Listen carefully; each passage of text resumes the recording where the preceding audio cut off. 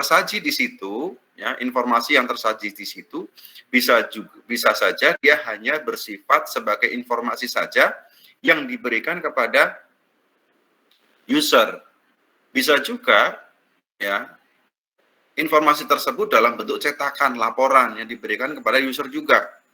Oleh karena itu perlu dipahami kategori-kategori dari user yang bersinggungan dengan sistem. Seperti yang saya jelaskan kemarin bahwa dalam pemikiran kita atau dalam pemikiran kita ketika melakukan analisis betul-betul harus detail terkait dengan siapa sih pengguna. Kita harus paham dulu definisi pengguna. Ya, dalam data flow diagram digambarkan dengan simbol external entity. Sehingga nanti akan terpetakan dengan jelas apa yang bisa dilakukan oleh pengguna. Apakah dia bisa berinteraksi langsung dengan sistem, misalnya dia melakukan input, melakukan update, ya, atau dia hanya sekedar memanfaatkan informasi yang muncul dari sistem atau dari aplikasi. Ya, jadi ini perlu Anda pahami dulu. Kemudian yang kedua, catatan yang kedua,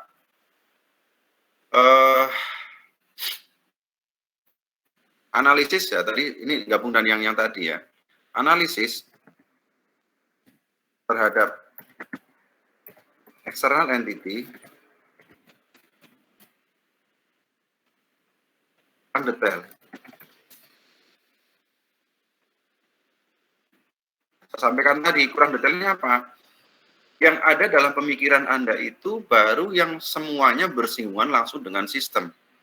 Padahal kalau kita kembali ke materi ADS pada tahapan-tahapan awal, bahwa itu ada organisasi, kan ada bentuk organisasi, skop organisasi, struktur organisasi, itu juga perlu dipertimbangkan. Kenapa saya katakan demikian?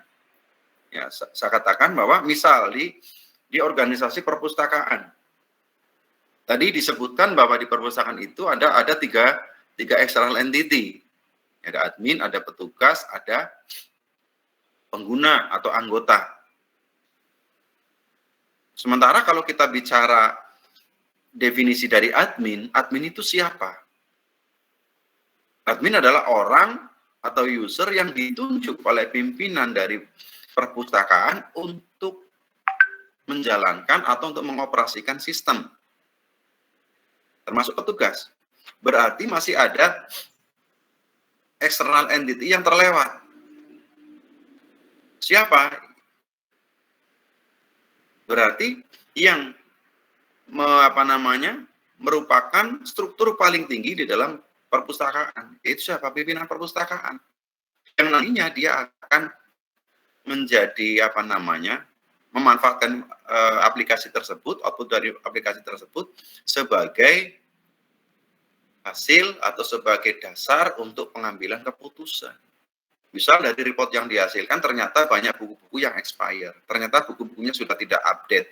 Nah, itu yang nantinya akan menjadi siapa yang menentukan kebijakan untuk menambahkan buku? Pimpinan dari perpustakaan. Sehingga tadi di sistem perpustakaan sebenarnya masih ada kurang terkait dengan external entity-nya, ya, itu.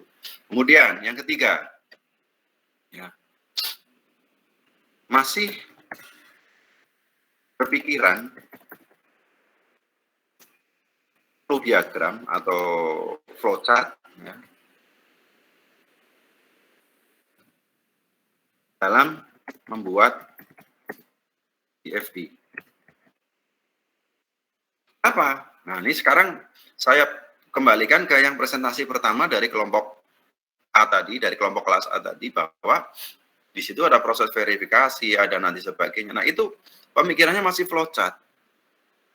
Kami berpikiran flowchart tapi membuat data flow diagram. Memang perlu pemahaman dan juga perlu kebiasaan di dalam rancangan menggunakan data flow diagram. Harus dipetakan, harus dipisahkan. Pemikiran flowchart dan pemikiran data flow diagram. Ya. Jadi kuncinya adalah kalau dalam data flow diagram tidak ada misalnya verifikasi. Tadi ada verifikasi. Kalau di situ ada modul verifikasi, boleh saja, tapi di situ harusnya tidak ada, nanti ada misalnya checklist verifikasi, tidak, tapi mengalirkan data apa yang diverifikasi dan data tersebut disimpan di mana, kemudian data tersebut dilaporkan ke siapa, hanya seperti itu. Ya. Atau misalnya proses login. Proses login nanti ada kembali lagi ke login lagi atau ke admin yang nantinya dia harus melakukan checklist. Tidak seperti itu. Tapi proses login misalnya, data berarti yang masuk ke login itu adalah misalnya data pengguna, data pegawai atau apalah ya. Masuk ke proses login. Berarti yang keluarnya adalah dari proses login adalah data tersebut disimpan di mana. Tidak berpikiran bahwa itu akan diterima atau ditolak oleh aplikasi. Jangan seperti itu. Kemudian data tersebut disimpan di mana. Gitu saja, simple. Ya, jadi beda ketika kita membuat flowchart. Beda. Atau flowchart pasti nanti login sudah ke field dari login itu akan diterima atau ditolak jika tidak sesuai.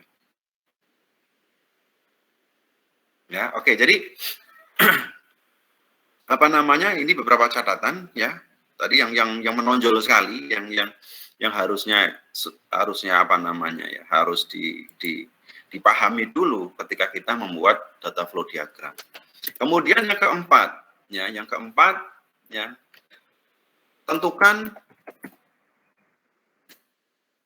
aliran ya,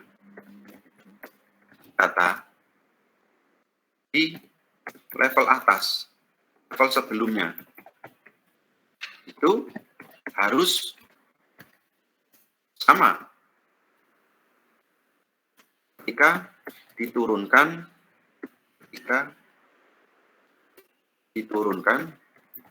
ke level di bawahnya.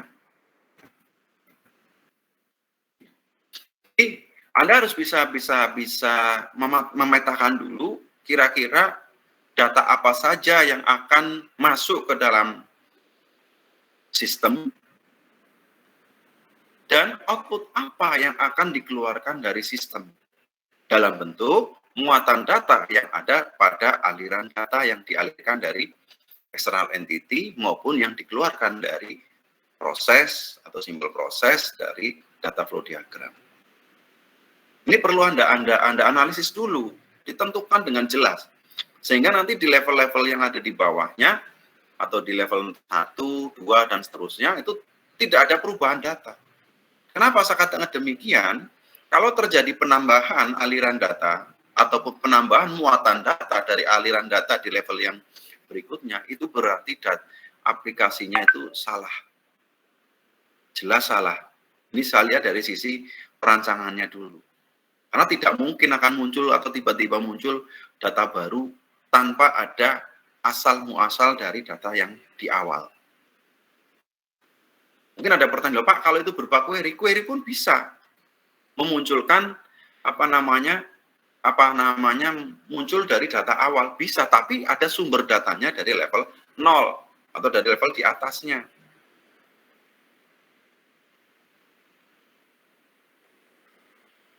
Itu begitu terkait dengan pembuatan data flow diagram secara teorinya dulu ini ya. Ini saya coba ulas dari beberapa. Mudah-mudahan nanti Anda bisa memahami dan tidak salah. Karena kenapa? Kenapa saya katakan demikian? Banyak ya, tidak hanya Anda ya. Yang namanya data flow diagram itu HP saja masih belum paham data flow diagram. Skripsi aja belum paham.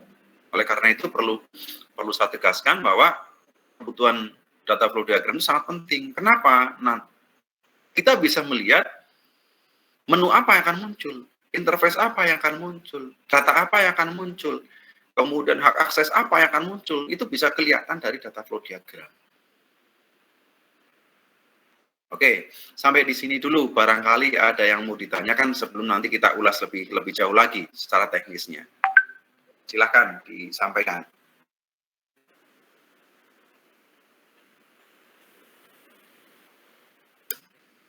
Penjelasan saya bisa dipahami ya? Bisa dipahami, Pak. Ya, mudah-mudahan nanti ke depan Anda dalam merancang database-nya, dalam merancang data flow diagramnya bisa lebih lebih mengena Ya, walaupun tidak 100% ya kalau dalam perancangan itu, tapi paling tidak tergambar dengan jelas apa yang akan muncul dari aplikasi tersebut. Oke, silakan kalau ada yang mau